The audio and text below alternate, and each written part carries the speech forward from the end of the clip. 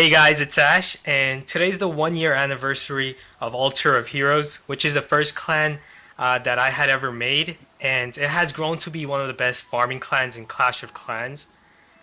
Today I have some guests with me whom have been longtime members of the clan and our family or organization. So you guys can introduce yourselves. What's up? I'm Nickel, and I've been in the clan for like almost a year now. I am Lord Steven. I am a recent co at Altar of Heroes. Hello guys, this is David and I've been a long member of Altar of Heroes. Alright, that's everyone. Basically, you guys are like some of the leaders of the clan and the organization we have. So we're going to talk about the history of our clan and the organization, as well as also give you guys valuable input on how to build a successful clan and all the important factors involved in making a successful clan. So what makes Altar of Heroes one of the best clans in the game? Well, we have some of the most dedicated players in the game. Our minimum requirement for joining the clan is that you must have not only powerful heroes, but also at least a billion in gold grab. The average member in our clan has a gold grab of around 1.4 billion, I believe, and all our members are highly active. So I'm just gonna give you guys a brief discussion about like the history of the clan and how I made it. I first started the clan. When I first started the clan, I had no idea that it would grow into something this big. When I started playing the game, I started in one of my real life friends clan, but then I created a thread on the forums of my journey to level 40 heroes, and from that small guide, I created a clan as well for people of similar interest, along with my one of my friends in the clan named Riley, who's also known as Zcon, who's one of the founders of the clan. And yeah, so he gave me the idea of creating this clan, which is basically for like hardcore farmers, and that's what made it a unique clan from like other clans, is that we were like a hardcore farming clan that really liked grinding high level walls and heroes. Alright, so what do you guys think? Like, is clan identity important? Like, Yeah, for sure. and what are like some factors that make like a great clan? You have to have like a good, stable core of players that are reliable and things. Kind of too many people like leaving and joining. Right, loyalty. Yeah. So how do you like gain loyalty? Like, what are some things you need to do? Like, one of the things that I believe that's like really important is like having great leadership. Yeah, you need a core group of leaders that can assist the growth of the clan. Mm-hmm. Yeah, I And, agree with you guys. What about like Because, the position of the leader? Like, what does the leader have to do? Like monitor the clan, having someone to like accept applications and things like that, and keep spreadsheets organized. Right. Things so just keep the clan like flowing. Yeah. Speaking of spreadsheets, can you like specify more about that? Like, Well, we have like a record book, which kind of keeps like people competing against each other in the clan, trying to like Right. beat each other's records, like mhm. how fast they can farm and things like that. Like, Yeah, that keeps like members involved and like has people competing, and I think competition is really important in the game. It has people, playing and staying active. Yeah, and having a thing like a members list, I think is quite good as well. Allows people to see how long other people have been in the clan for and things, so you can kind of see who your peers are. You know what I mean? Mm-hmm. and our members list has time zones, so you can see what members are on at approximately what time. Right. Yeah. And what about like the rules and regulations of the clan? Rules are really important, right? Yeah, Yeah. for sure. Like, what are some rules that we have that made us into a great clan? Donation ratios, That's for pretty sure. good one. Yeah. It keeps the clan activity going and Mhm. basic.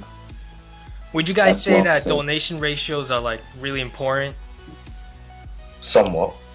You know, like most people don't have problems with it, but Mhm. there are some selfish people who always want to request and never donate back. Right. So that's just to make sure that Yeah, just to make sure. yeah, just to make sure. I'd Our probably say- donation ratio is 1 to 2, by the way. Yeah. And so basically, it's just a way to control.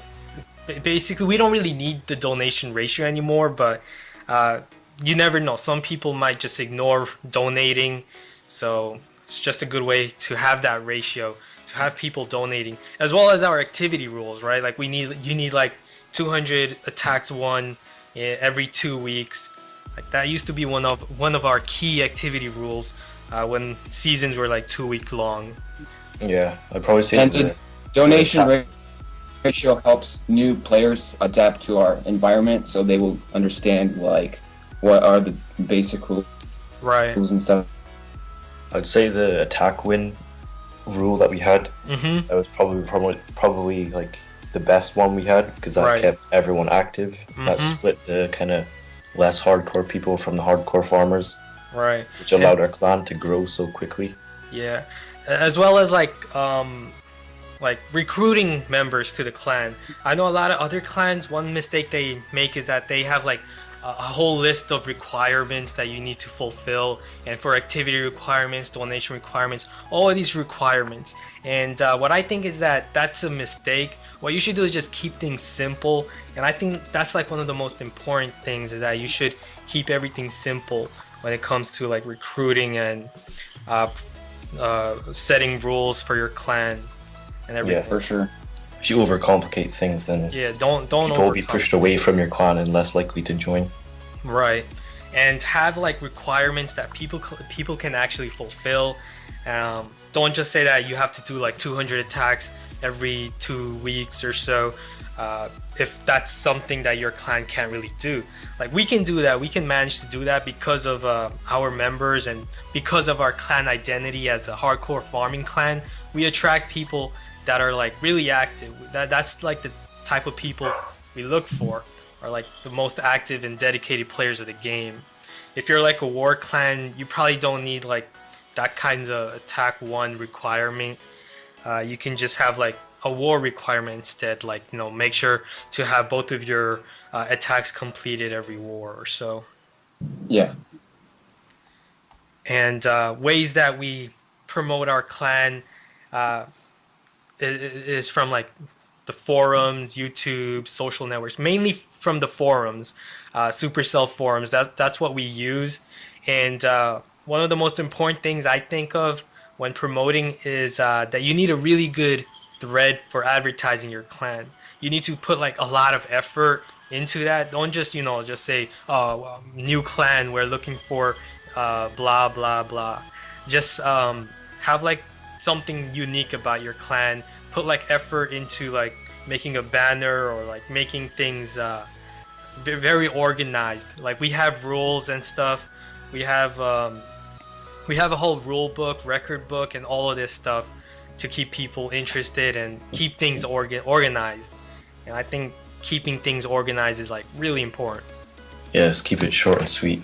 Right. It'll stand out a lot more than other clans. Mm-hmm. And other things that basically we only have like a few requirements. Just have that gold grab requirement, and basically that's it. Attacks one requirement, donating requirement. It's really simple things to do to fulfill in the clan. Yeah. As well as maturity rule. We look for like mature people. We don't really like accept people that are immature or like, you know, underage. I mean, we don't have an age requirement. We don't believe in setting that, as long as you're a mature person. Like our founder Riley, he's like what, 14, 15 years old, and he's like really mature. Like people Yeah, you think he's a lot older than he is. yeah, people would be Yeah, I would have never surprised to guessed hear he's that. 15. Right? He acts like he's like what, 25 or so. Yeah. Yeah. So, is there anything else that we need to cover, or Is that good? I think Um, that's good. maybe contests and events we do that attract players and Right, definitely have have like contest every season or so. Remember when we had that contest against Centum? That was like crazy, crazy contest, like a competition between two hardcore clans, and neither one of us wanted to lose. So Yeah, yeah, that was Yeah. a fun week. It was like I farmed Okay. 84 million in a day. That was insane. Like I really didn't want to lose. Yeah, I, Yeah. I kept we everyone were active. we were pretty close. We were like it was a 1 week event, and we Mhm. were head to head for like the first 3 days, and then Altar of Heroes. Right. We took a gradual lead towards the end. Yeah, and that's the contest and events and stuff. That's actually like things that made us into a better clan. It really like boosted everyone's gold grab stats and everything. Like right now we have 1 billion in gold grab requirement, and I think that's like one of the biggest requirement like from like any clan. I don't think any other clan has that requirement where you have to have like 1 billion in gold grab. Yeah, And what about making like sister clans? Like I I was think- at first I was opposed to that because that's just like more work and stuff. I think you should only do that if you have like loyal leaders, co-leaders that actually you can trust and have them lead the clans for you. And that's actually what I have. I have you guys and a bunch of other guys that can lead the clan while I'm away, or if I can't manage to do so, right? yeah. Yeah. Comes down to just having that stable core players Right. again. Mm-hmm. Having trustworthy people that can look after clans and things like that. And it actually took us a while before we formed that core. It actually took us like months because every season, I remember like when we had like 14-day seasons, we would have at least like 5 people leave every season. Yeah, Because we did record like the member list, we recorded everyone's stats and stuff, so we were keeping track of who was leaving. And yeah, it was a lot of people leaving actually. It was like more than 5 people, and I do think that's like a lot because yeah, we're trying to like find loyal players, and right now we don't really have that issue anymore because we basically formed that core already. We already have all our loyal members and everyone, right? yeah. Yeah. Starting Yeah. up a new clan, you've got to remember that it's going to take a long time before you do get that stable group of players. So you Right. can't expect anything too quickly. And like once you fill up your clan, you shouldn't just Mhm. jump into making a sister clan. You Right. really have to wait a while and You have to make put a sure lot of you're effort in. able. You can't just be like, oh, let's make a whole organization of like 20 clans or so. That will not work unless you have like maybe really even trustworthy fail your main leaders. clans. Right. And because we have all these sister clans, Hmm. we can't use the line chat, the in-game line chat. So we use Skype Right. as our outside communication. Yeah, and that's very important too, because you do want to keep contact with your members in some other way, not just in the game, Yeah, right? communications are a really important factor in building a clan. Mm-hmm. Definitely. So yeah, I think that's it. Wait, what about instead of like making your own clan, why not just like be part of a clan that's already successful? Wouldn't that be a better option? Like building a clan is like really hard in my opinion. Yeah, I mean, you did it.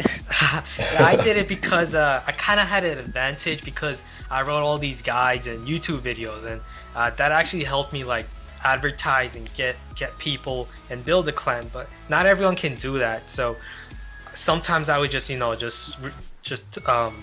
instead I would just ask you to like join the clan that's already successful rather than building your own clan, because if you don't have that time, if you don't have a way of advertising, then yeah, it's gonna be tough for you to build a clan.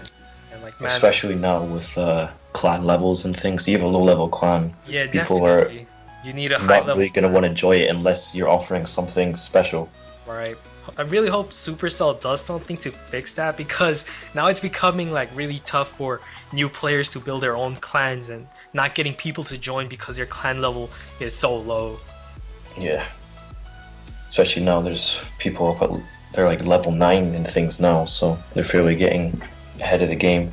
Right, that's crazy. Level 9 clans. Um, Probably in a few more weeks or so, we're gonna have level 10 clans. Yeah, And it takes so everyone- long yeah. to level up as well. Yeah, and those clans are probably gonna be very valuable in terms of like everyone would want to join that clan.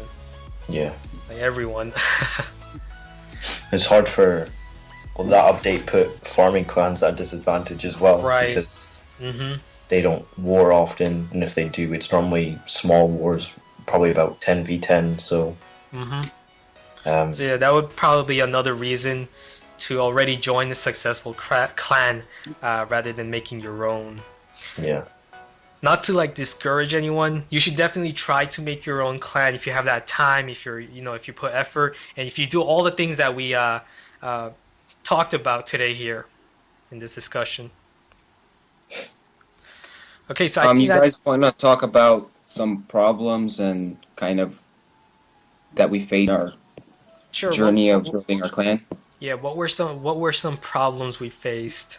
I don't think we faced too many problems. I think one of the problems was like having too much drama sometimes. So we made this rule where basically don't have any drama. Just avoid it.